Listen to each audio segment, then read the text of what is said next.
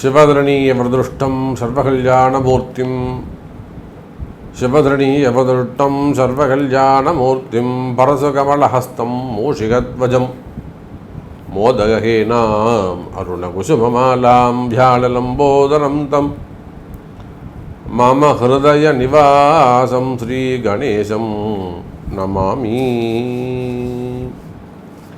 மங்கள மகாகணபதியுடைய பாதார விந்தங்களையும் என்னுடைய குருநாதரையும் இந்த நாயடியின் கனவிலும் நினைவிலும் நித்தம் நித்தம் பூஜை செய்யக்கூடிய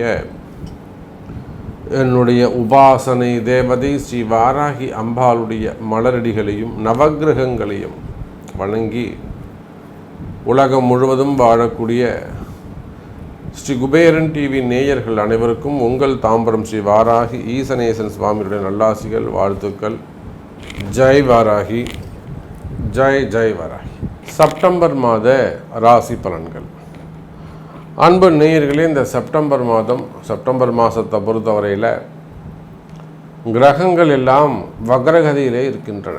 4 கிரகம் வக்ரமாக இருக்குது. ராகு, கேது மற்றும் சுக்கிரன், சனி பகவான், குரு பகவான், இப்படி எல்லா கிரகங்களும் இந்த மாதத்திலிருந்து வக்ரகதியை அடைகின்றன. செப்டம்பர் மாதத்திலிருந்து வக்ரகதியை அடைகின்றன. அதுவும் சுக்கிரன் கடகராசியில் வக்ரமாறார். அப்போது முக்கியமான 5 கிரகங்கள் சனி, குரு, சுக்கிரன், ராகு, கேது என்று சொல்லக்கூடிய 5 கிரகங்கள் வக்ரமடைகின்றன. அதோடு மட்டுமல்ல, சூரியன் சிம்மத்திலும் கன்னியிலும் பிரவேசிக்கிறார். செவ்வாய் பகவான் கன்னி செவ்வாயாக அமைகிறார். பொதுவாக கன்னியிலே செவ்வாய் தங்கினால் கடலும் வற்றி போகும்.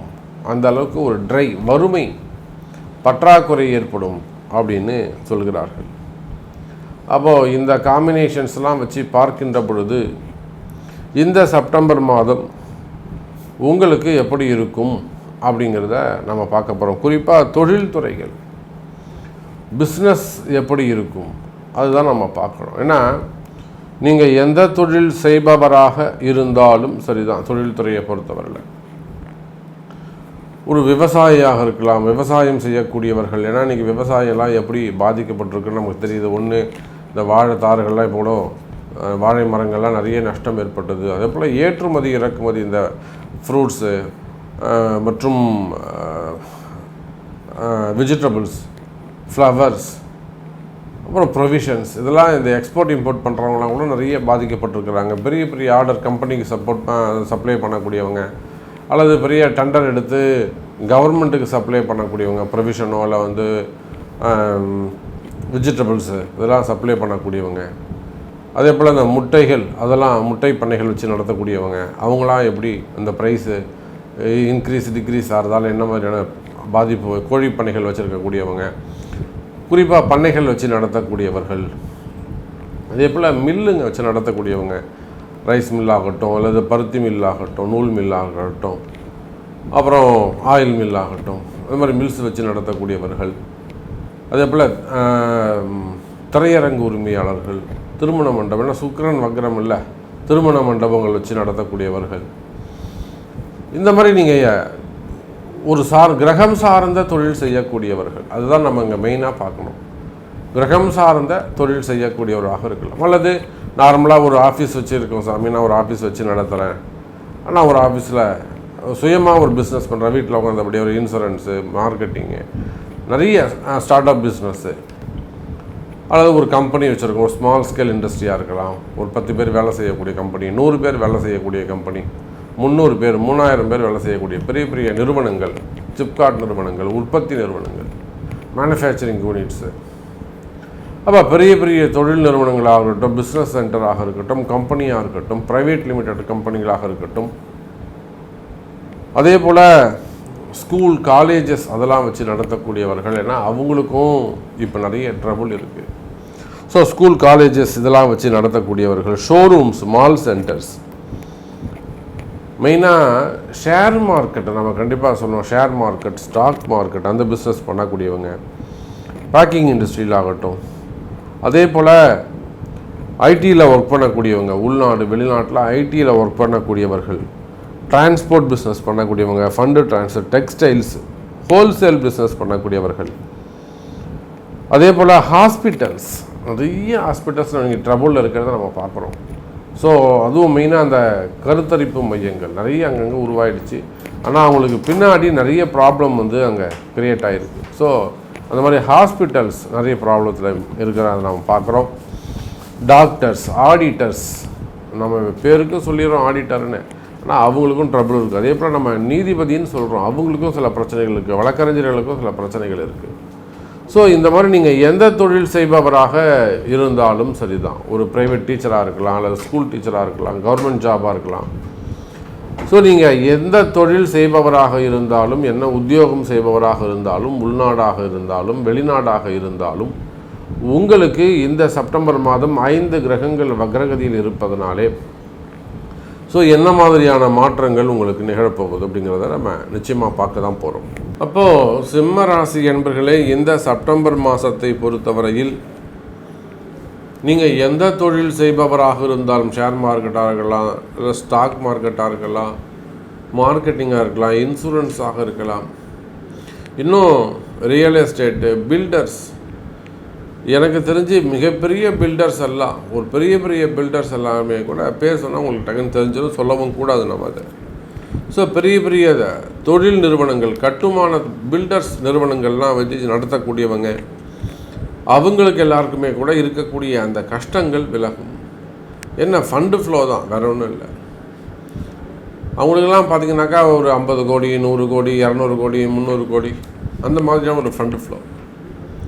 ஸோ அங்கெல்லாம் இன்வெஸ்டர்ஸ் வந்து நிறைய பேர் இருப்பாங்க.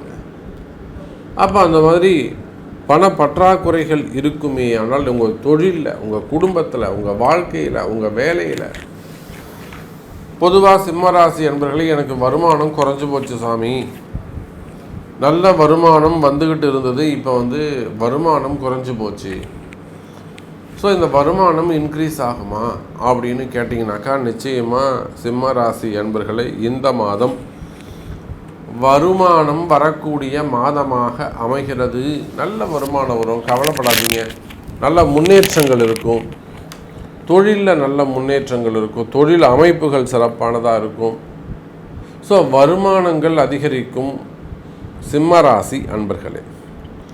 குறிப்பாக சிம்மராசி என்பவர்களே, நான் சொன்னதை போல் நீங்கள் எந்த தொழில் செய்பவராக இருந்தாலும், ஒரு மீடியா துறையாக இருக்கலாம், சினிமா துறையாக இருக்கலாம், அரசியலாக இருக்கலாம், ரியல் எஸ்டேட்டாக இருக்கலாம், பில்டர்ஸாக இருக்கலாம், டாக்டர்ஸ், ஆடிட்டர்ஸ், ஹாஸ்பிட்டல்ஸ் வச்சு நடத்தக்கூடியவங்க, நான் சொன்ன மாதிரி அந்த தொழில் நிறுவனங்கள் வச்சு நடத்தக்கூடியவங்க, உத்தியோகம் செய்யக்கூடியவர்கள், மெயினாக ப்ரைவேட் லிமிடெட் அல்லது ஒரு கம்பெனி, சின்ன சின்ன கம்பெனிகள், ஒரு பெரிய கம்பெனியில் ஒர்க் பண்ணக்கூடியவங்க, ப்ரைவேட் ஜாபோ, கவர்மெண்ட் ஜாபோ, அரசு துறை நிறுவனங்கள், கவர்மெண்ட் ஜாபில் ஒரு நல்ல பொசிஷனில் ஒரு ஹையர் ரேங்கில் இருக்கக்கூடியவர்கள், ஒரு ஐஏஎஸ், ஐபிஎஸ், சீஃப் செக்ரட்டரி, ஒரு டைரக்டர், சேர்மன், அல்லது ப்ரைவேட்டில் எம்டி, சிஇஓ, அந்த மாதிரிலாம்.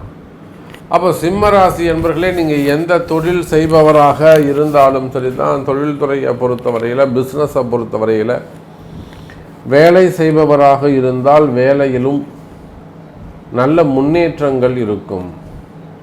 வேலையில் நிறைய இடமாற்றங்கள் அமைய போகுது சிம்மராசி என்பர்களே.